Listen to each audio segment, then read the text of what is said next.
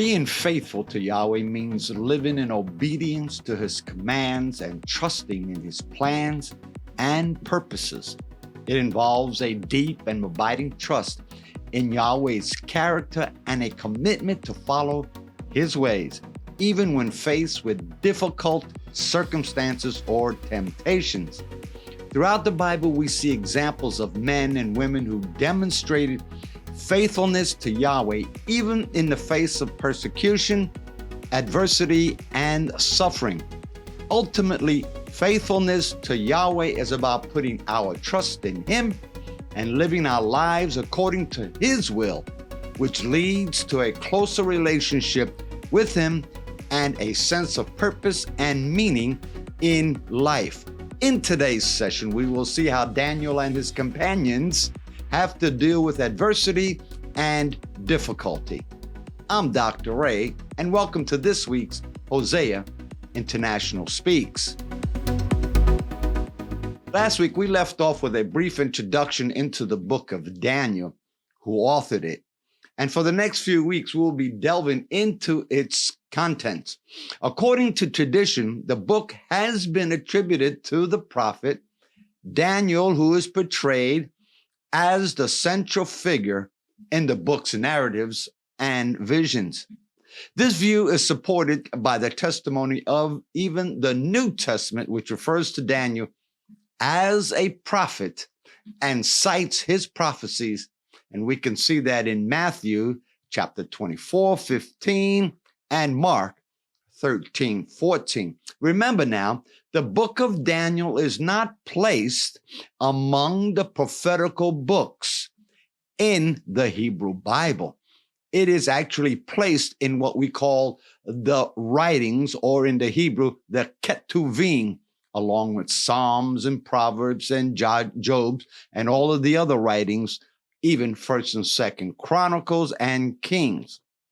Note now, many scholars believe that the book was actually written during the Maccabean period, or around 164 BC, or several centuries actually after the time of Daniel, and that it was attributed to him in order to lend a greater authority. This view is based on a number of factors, including books, historical inaccuracies, and its use of the Greek loan words, in other words, the Septuagint, and its apparent familiarity with the event of the Maccabean revolt. In any case, the authorship of the book of Daniel remains, even today, a matter of debate among the scholars. With that, let's look at the individual chapter breakdown and bring clarity, and if applicable, bring about what the prophets of today are saying. In chapters 1 through 6 is what we call the historical narratives, and then in chapter 7 through 12, we actually see the visions and the dreams and the interpretations of the end time nations that'll be coming to pass. Now, with that, let's look at chapter 1, and we'll be looking at Daniel and his friends or his companions in the land of Babylon. The book of Daniel begins with Joachim, who is the king of Judah at the time Nebuchadnezzar invades the country. It tells us who were to be deported to Babylon, and they were not to bring just anybody into the country or to the land. They were to bring the best of the best, the elite of the youth. Note the phrases that are used here in chapter 1. They were to bring the king's seed, children of nobles, youth with no physical blemish. Notice this: skillful in wisdom, all wisdom, discerning in knowledge, and perceptive in understanding. And it seems that Daniel and his companions fell into that category. Now, Daniel was a young Jewish noble who was taken captive along with many other Jews. And Nebuchadnezzar ordered Daniel and his three companions, Shadrach, Meshach, and Abednego, and they were to be brought to his palace to be trained in the ways of Babylonian culture and serve in his court. Now, however, Daniel and his companions were determined to remain faithful to their Jewish beliefs. And in the course, they refused to defile themselves by eating the food and the wine that, notice the phrase, that had been offered to the Babylonian gods. The book of Acts also mentions our refraining from eating meats that have been offered to idols. You can see that in Acts chapter 15 and 29. Instead, Daniel and his companions requested to be giving only vegetables and water. The chief official of the eunuchs was hesitant to grant that request, but was eventually convinced that through their health and appearance, after a 10-day trial, they could continue on that meal. Daniel and his companions were blessed by Yahweh with wisdom and knowledge beyond that of their peers, all of those that are around them. And because of that, they would excel in their training, earning the favor of the Babylonian king Nebuchadnezzar. Throughout the book of Daniel, we see how their unwavering faith in Yahweh and their adherence to the Jewish law and customs led to miraculous interventions, divine revelations, and prophetic visions. This chapter sets the stage for the rest of the book and establishes a theme of faithfulness, obedience to Yahweh, and the sovereignty of Yahweh over the affairs of human history, especially in the lives of Daniel and his three companions. It also highlights the tension between the Babylonian culture and Jewish faith, which becomes a reoccurring theme throughout the book, or anywhere where Jews have to deal with those of other countries. Now, let's look at the training that the three Hebrew children and Daniel had to go through while in Babylon. So Daniel and his three companions, Shadrach, Meshach, and Abednego, were brought into the palace of Nebuchadnezzar to be trained in the ways of the Babylonian culture and serve in his court. Now notice, the training program included a 3-year period of intensive language and cultural studies, as well as training in various practical skills such as astrology and divination. Despite being immersed in the Babylonian culture, Daniel and his companions, and I'll say this continuously, remain faithful to their Jewish beliefs. Their training in Babylon sets the stage for their later roles in interpreting dreams, receiving divine revelations, and being involved in significant historical events.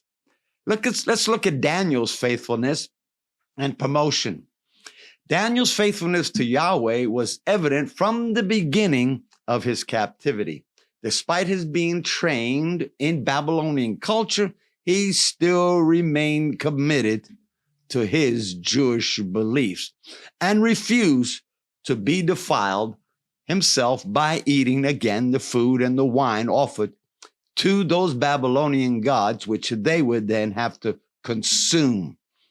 Daniel's faithfulness also extended to his prayer life as he continued to pray to Yahweh despite a decree from the Babylonian king forbidding such activity. And we'll look at that later in the next few chapters.